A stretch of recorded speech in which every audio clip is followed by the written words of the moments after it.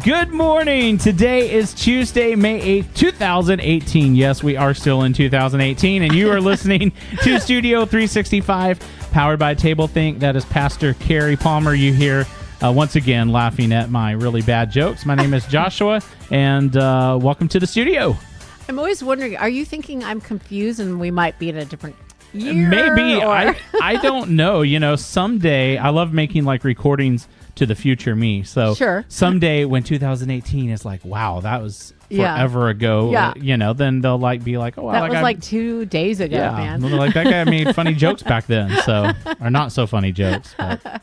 Well, it's just fun to be here in Studio 365 and spending the morning and really just looking into what is going on in the world. Yeah, always interesting things. Yeah, you know, I don't know. Do you watch the news very often? Probably way too much. Oh, you do? Oh, yeah. I gave up my fascination with the news several years ago, and just I check in. I do not stay on it very much. Yeah, anymore. I love live news. Oh, you do? Yes. Because? It's just interesting to me. Like I love to see stuff. I love to see the spin that everyone puts on everything. I love it. I got some business stuff that's entailed in different news. So depending on what's happening in the news, you know, different things go up and down, and it's interesting to me.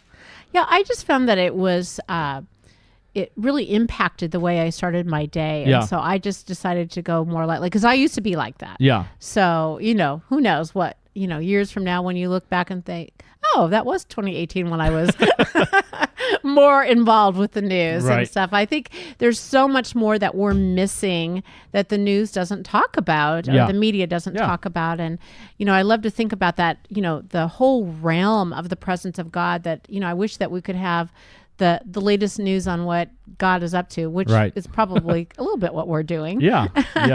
And really what we all need to be aware of. And there's a scripture in the book of Matthew. I love Matthew. He's a great writer, and it's the first book that's listed in the New Testament. And in chapter 11, he makes this statement that can be a little bit confusing to this day and age. So let's see what you have to say about it. It's, "For my yoke is easy to bear, and the burden I give you is light." Do you see anything that could be a little confusing in that word? It kind of makes me think about breakfast. Oh.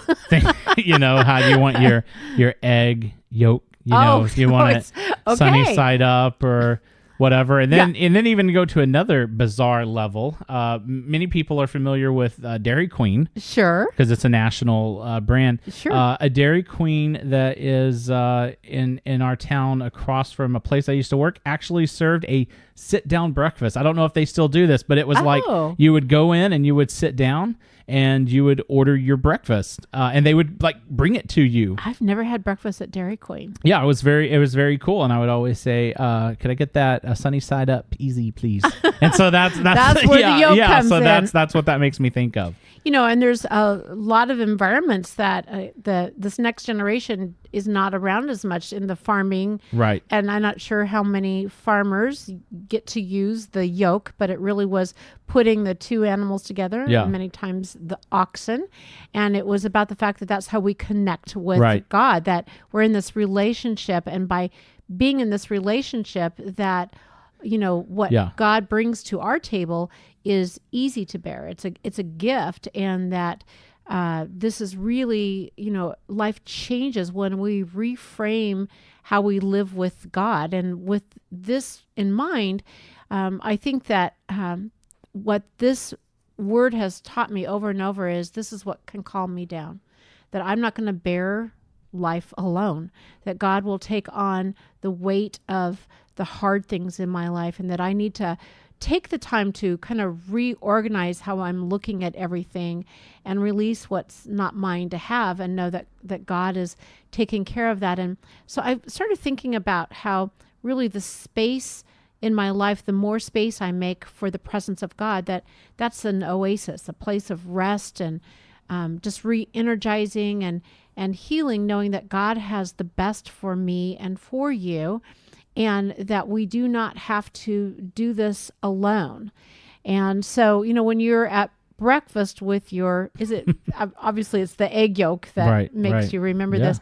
You know, I think that it's a great way to start out our day in realizing and really living the whole day that I don't have to bear this alone, that no matter what happens, God is protecting and providing for us. And so I think we should just make a challenge when you're eating your breakfast. There you go. And get that egg going. Yeah.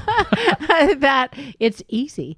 That's a great way to remember that. So who would have ever thought, Joshua? Yes. It's the first time I've taught it this way. So let's do that, friends. And I will see you and Joshua tomorrow in Studio 365. Well, thank you for listening. Make sure if you haven't subscribed or liked our Facebook page to like us there. And we will see you right back here tomorrow morning for Studio 365.